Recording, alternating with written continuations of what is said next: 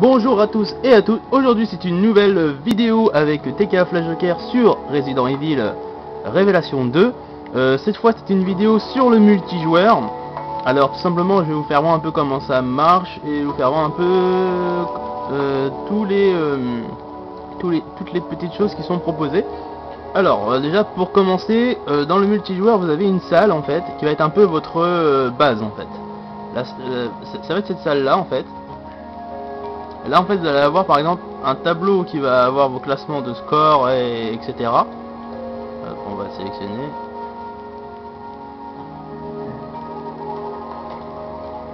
Là où ça vous dit un peu les missions que vous devez faire comme sorte de défi. Et là ça vous marque un peu le score que vous avez sur vos amis, nanana.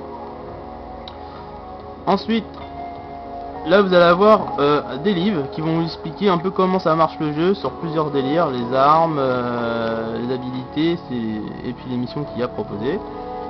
Et là vous avez le graphone qui va un peu vous mettre des messages, parce qu'il y a une sorte de petite histoire aussi dans le mode multijoueur, mais qui a rien à voir avec le solo.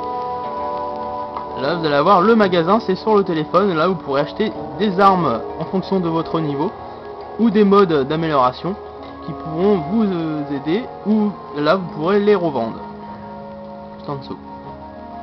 Et là vous avez la boîte à outils, et là ça va vous permettre en fait de améliorer des modes ou des armes, enfin les armes ça va être là, mais là c'est pour améliorer des modes pour remonter leur niveau, parce qu'il y a plus de 10 niveaux ou 20 niveaux, je sais plus exactement, mais vous pouvez, grâce à ça vous pouvez les augmenter en puissance.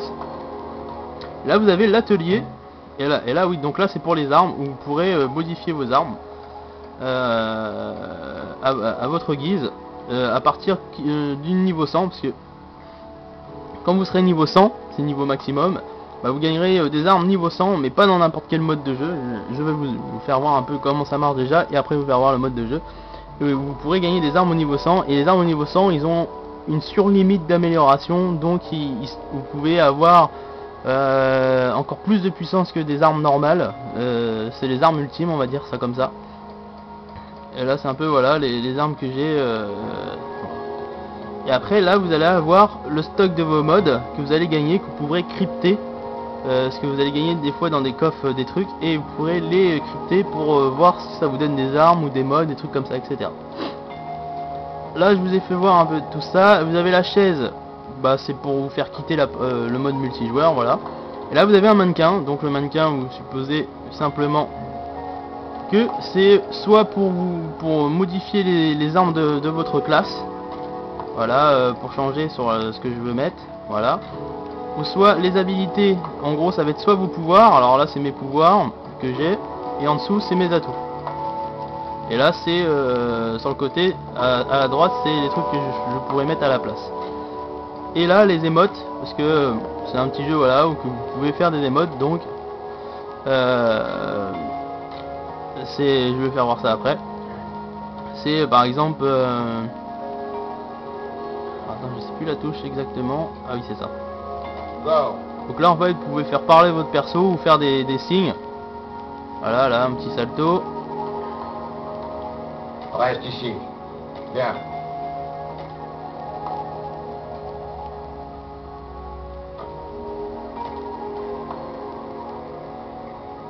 Voilà, vous pouvez faire des petits trucs comme ça à votre partenaire qui va vous suivre dans la game. Donc après j'ai trouvé ça sympa, par exemple quand il dit Reste ici. Bien.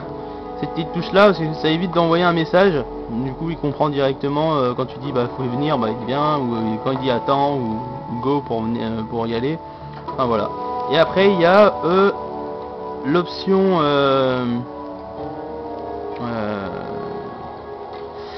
pour les personnages, parce que là vous avez le tableau des personnages que vous voulez monter. Alors vous avez les personnages de l'histoire aussi, plus des personnages qu'il y a pas dans le jeu. Par exemple pour ceux qui sont fans de Resident Evil, ils vont reconnaître ce personnage là, c'est Léon. Ensuite vous allez avoir voilà Chris Redfield là. Alors voilà, vous avez des personnages aussi qui sont pas dans ce jeu là, mais qui sont quand même de Resident Evil, comme aussi Wesker là, vous pouvez voir. Moi je trouve que c'est le personnage assez badass, le personnage le plus stylé. C'est aussi le grand méchant de Resident Evil, donc c'est pour ça que je l'aime bien. Voilà, je vous ai fait voir un peu comment c'est dans votre base, un peu comment ça marche, fonctionnalité. Maintenant on va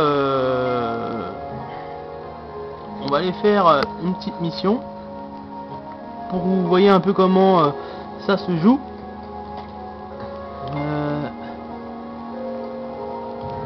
Voilà, on va faire ça.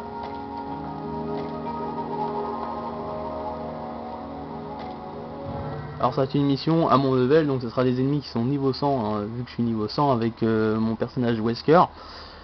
Et après je vais vous faire voir un peu le mode de jeu le plus dur, donc là vous gagnerez les armes légendaires, dans le sens ça va être des armes niveau 100, ou des armes carrément qui auront des prénoms. On va dire ça comme des sortes d'armes jackpot, on va dire. Alors là voilà, vous avez un gameplay comme ça. Alors là il y a un ennemi, voilà, que je viens de niquer. Alors là vous pouvez voir tout en bas de mon écran il y a un petit carré bleu, bah ça en fait c'est un bouclier.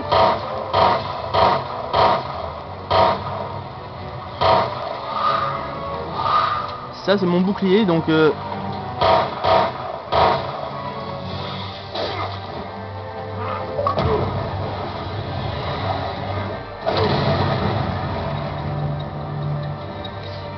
pardon, excusez-moi. Donc je disais, le petit carré en bas c'est mon bouclier, donc pour qu'ils entament ma santé en haut à gauche en vert, il faudra déjà qu'ils enlèvent mon carré bleu.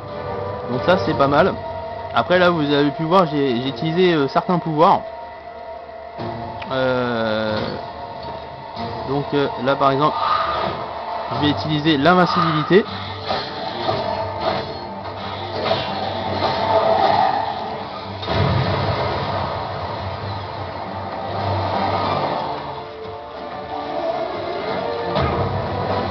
Ça c'est mon pouvoir pour pousser. Et ça c'est mon pouvoir de choc.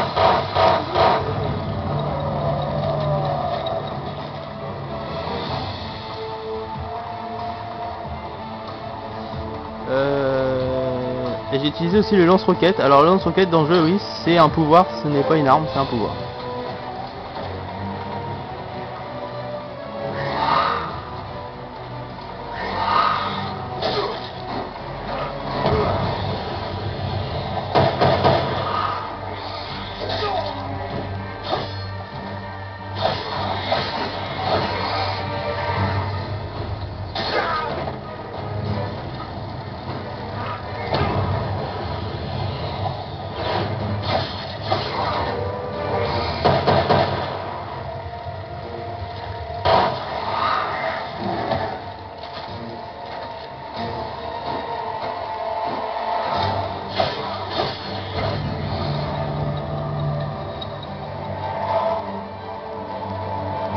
Après voilà, vous avez un sorte de passage, vous avez une zone où il y aura des ennemis, ensuite faut vous ouvrir, au moment où vous avez tué tous les ennemis, vous débloquez une clé pour ouvrir le passage suivant.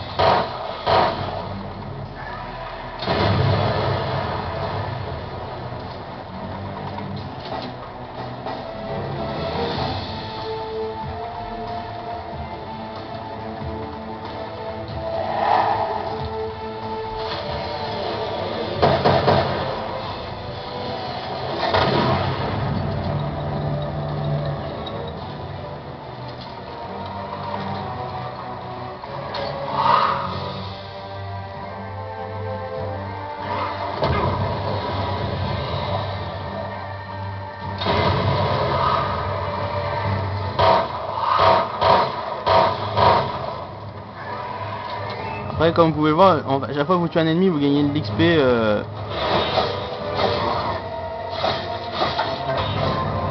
et l'XP et de l'argent sur votre gauche.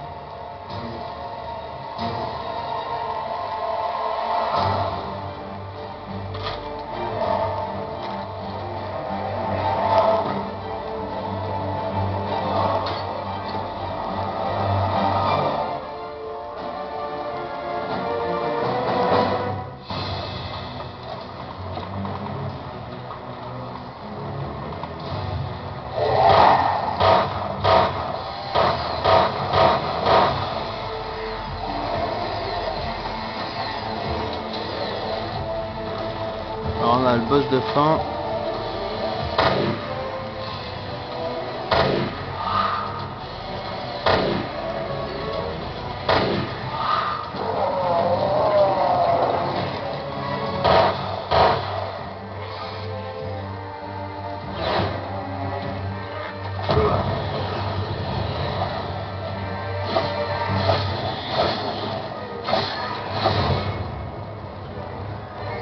Alors aussi vous voyez j'ai une katana.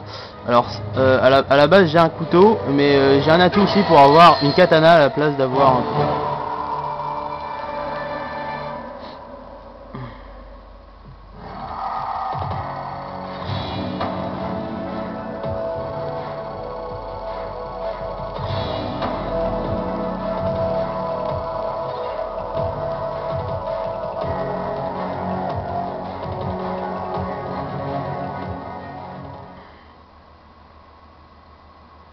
Après comme vous pouvez voir l'XP vous en gagnez beaucoup dans ce jeu là. Je trouve que c'est énorme l'XP qu'on gagne. Après c'est au niveau maximum. Après c'est une mission bonus où vous gagnez un taux d'XP en plus. Et en plus de ça, quand vous jouez pas, vous avez une barre d'XP bleue. Et en fait quand vous jouez en fait ça vous cumule de l'XP supplémentaire. Donc ne soyez pas choqués d'avoir vu toute l'XP que j'ai gagné en une seule partie. C'est normal parce que il y a beaucoup de solutions d'XP dans le jeu, donc c'est normal. Sur ça ne vous inquiétez pas. À présent maintenant je vais vous faire une mission. Je vais vous montrer un peu. Alors voilà, en fait là vous avez 4 tableaux. Alors ces 4 tableaux en fait c'est les difficultés. Alors en fait là vous allez avoir alors le premier tableau que je vous défile en vert. Alors il y aura en fait 6 missions. Et voilà, il y a 6 missions quand vous sélectionnez un tableau. Et au total il y en a 1, 2, 3, 4, 5, 6, 7, 8. Au total il y en a 8. Il y a 8 tableaux avec 6 missions dans chaque tableau. Et en fait ils sont avec des difficultés différentes. Là vous avez facile, là vous avez normal, là vous avez difficile. Et le dernier en rouge, c'est en mode hard. Du coup en fait vous allez refaire en fait les mêmes missions mais en plus dur. Et du coup les récompenses sont plus variées. Mais c'est que en mode hard que vous pouvez gagner des armes niveau 100. Du coup il faut être aussi niveau 100. Vous aurez les meilleures récompenses. C'est que en mode hard que vous gagnez des armes niveau 100. Et vous avez un coffre supplémentaire par mission. Donc c'est pas dégueulasse. Du coup je vais vous faire une petite partie avec ma Claire Redfield au sniper.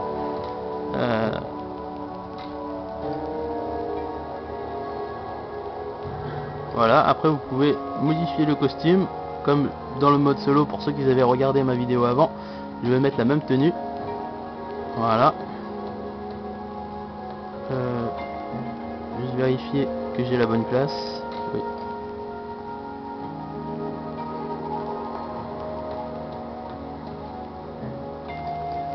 En opération.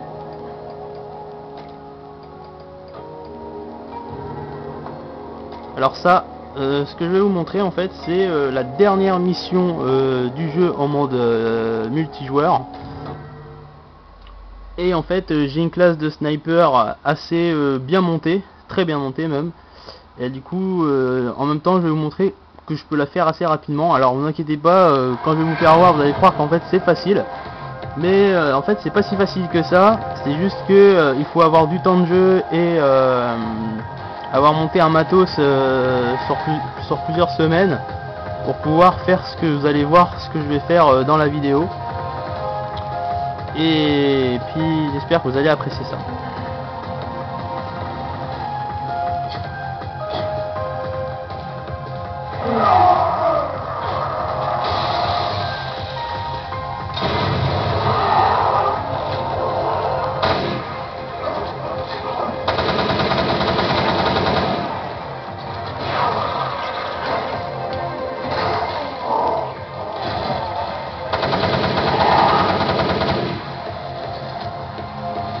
Alors en fait là ce que vous voyez, en fait j'ai un sniper qui a 20 balles. Et en fait j'ai mis un mode. J'ai mis un mode dessus qui tire les 20 balles d'un coup. Et j'ai mis un deuxième mode à côté où que je fais des dégâts incendiaires. Parce que dans ce jeu là c'est le dégât incendiaire qui fait le plus de dégâts. Dans le mode en ligne, hein, parce que dans le solo il n'y a pas. Et j'ai mis un autre mode aussi où que les balles ils sont à tête chercheuse. C'est-à-dire le premier ennemi qui est à côté, bah c'est lui qui va prendre toutes les balles. Donc en fait ça permet de faire la game assez rapidement.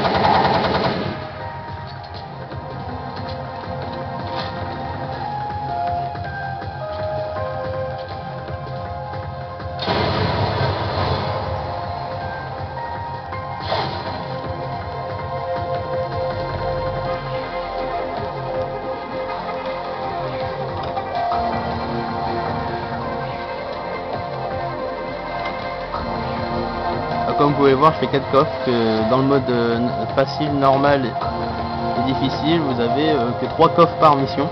Là vous en avez 4 à chaque fois que vous lancez en hard.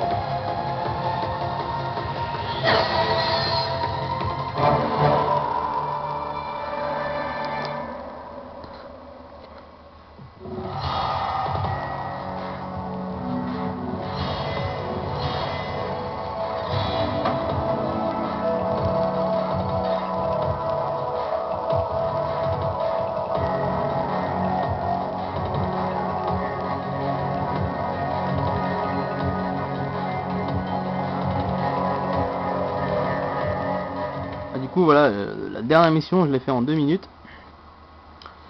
Enfin voilà, c'était un peu aussi pour vous faire voir ce que ça peut donner certaines armes. Alors, surtout pour ceux qui sont fans de sniper, vous voyez ce que vous pouvez en faire sur ce jeu. Donc c'est très intéressant les modages d'armes, où vous pouvez mettre des types de dégâts, des cadences de tir, vous pouvez mettre plein de choses et vous pouvez tous fusionner les modes. Et ce que j'ai trouvé vraiment sympa, c'est comme je vous disais sur mon sniper, où que je peux tirer 20 balles d'un coup. Alors ce mode il est très rare, donc sur les snipers à verrou, en plus que c'est un sniper à verrou que je vous faisais voir, donc vous voyez, du coup ça en fait une machine de guerre. Et le pire c'est de mettre verrouillage automatique sur les ennemis, sur le sniper. Donc quand vous tirez, tous les ennemis prennent les balles, et puis l'incendiaire finit le boulot du coup. Enfin voilà. Du coup c'était une vidéo pour vous faire voir un peu comment ça peut se jouer sur Resident Evil, le mode multijoueur. Alors vous pouvez jouer que à 2 par contre. Alors oui voilà, c'est la porte bleue pour soit créer une partie, inviter un ami ou attendre qu'un joueur rejoigne, ou soit rejoindre une session directement. Donc là vous aurez après les recherches proposées. Actuellement voilà, il y avait un joueur là. Enfin voilà. Du coup je vous dis à la prochaine et merci d'avoir regardé et portez-vous bien. Salut!